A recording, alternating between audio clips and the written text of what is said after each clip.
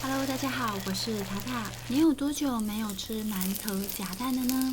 热乎乎、松软的馒头，不管是夹半熟蛋还是葱蛋，都超好吃。尤其是自己动手做的馒头，这份成就感是用钱买不到的。今天就来跟大家分享鲜奶馒头的做法，希望大家都能够成功哦。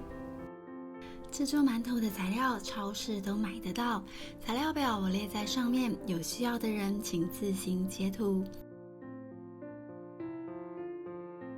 面粉的部分我添加一小部分的高筋面粉，糖的部分我用的是上白糖，颗粒比较细，溶解比较快。油的部分可以用玄米油或者是猪油都可以。把鲜奶加热到35度。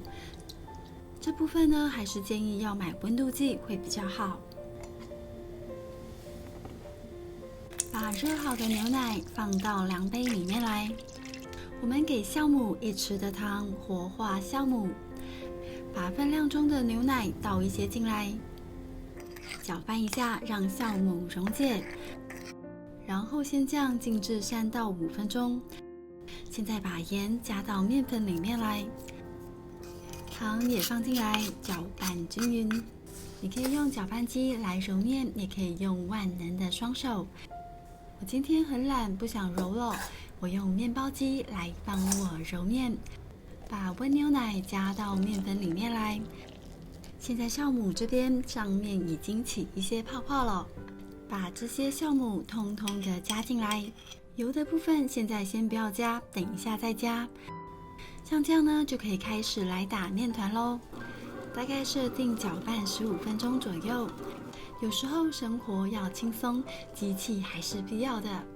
大概搅拌到这个样子，就可以把油加进来了。然后面团会慢慢的吸收油脂。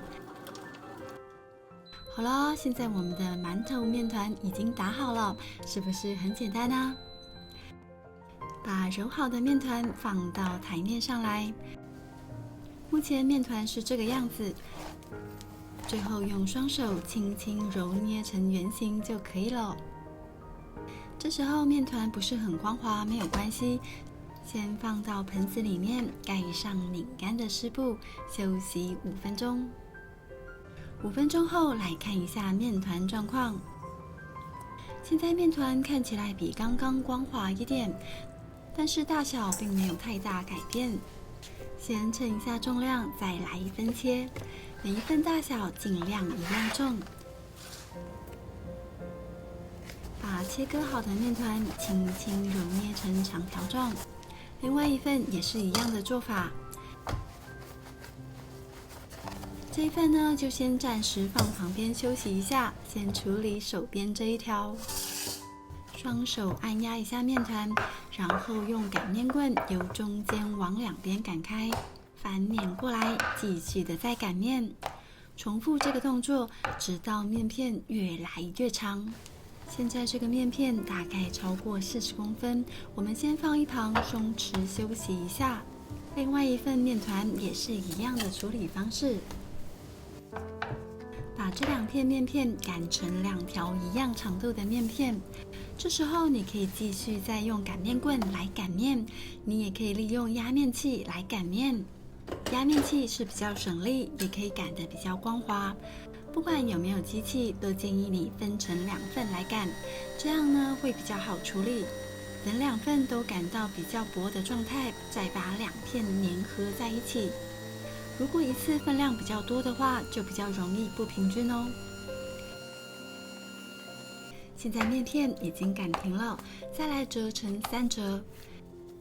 尾端这里稍微拉伸一下，然后用擀面棍擀平粘合。上下2边也是一样的方式，尽量的往前擀开，擀大一点，然后翻面过来，继续的擀面。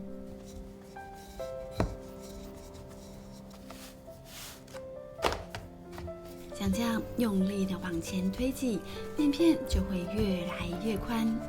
如果没有办法拉伸，那就再等一下，就会松了。最后呢，我们大概要擀到35公分长，25公分宽。尾端这里是收口的地方，你可以用擀面棍把它擀扁一点，这样才会好收口。大概像这样，然后在面片上面刷上一点水，用手抹一抹也可以。接下来就可以把面片卷起来咯。一开始卷的时候要捏紧，不然很容易爆开。接着慢慢的往前卷，尽量平均一点。两侧的地方呢也要注意一下，不要凸出去了。卷的地方可以稍微按压一下，让面片粘合。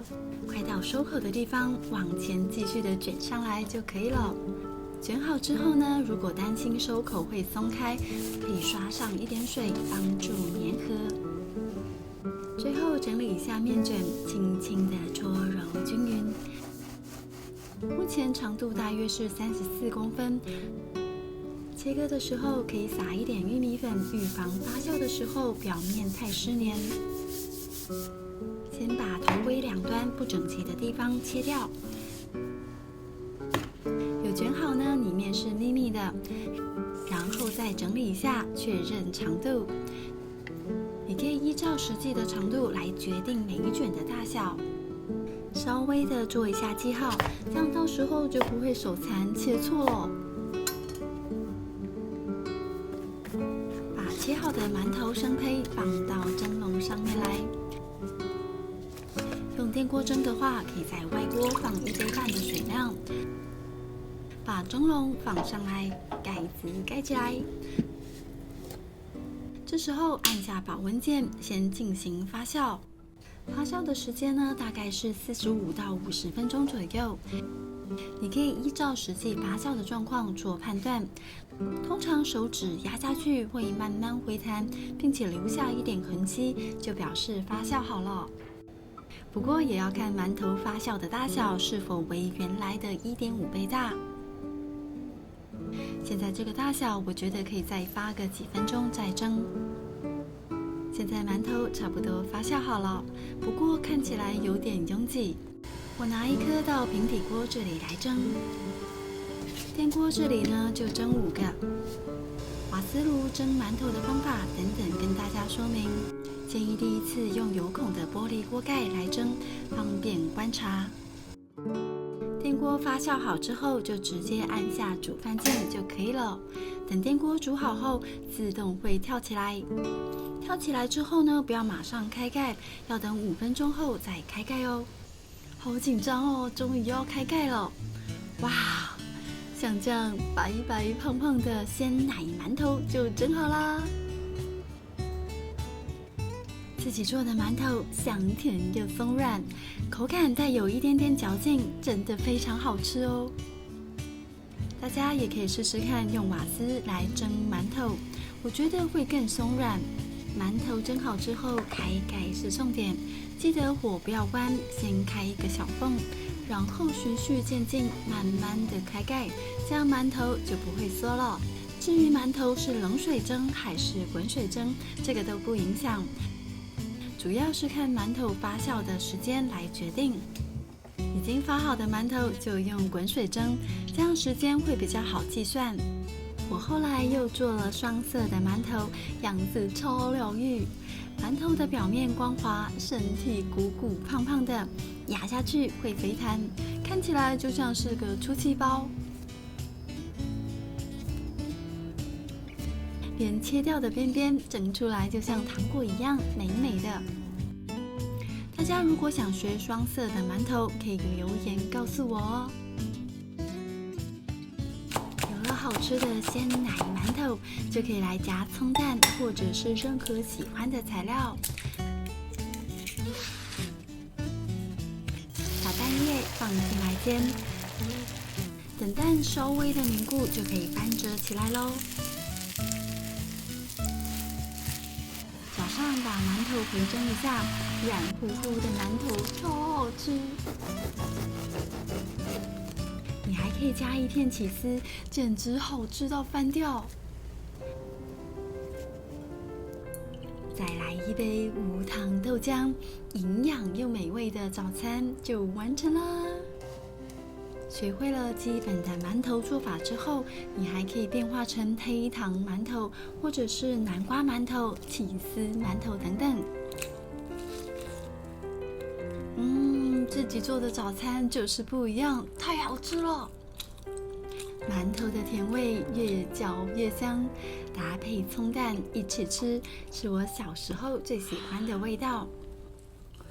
只要掌握好诀窍，人人都可以蒸出好吃的馒头。看看这堆满山满谷失败的馒头，就知道我失败过无数次。每次蒸出皱皮的馒头，心里都很不甘心。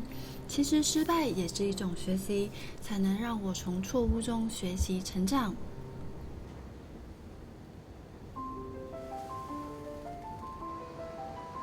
好啦，今天的影片就到这里，希望大家看了影片都可以一次成功。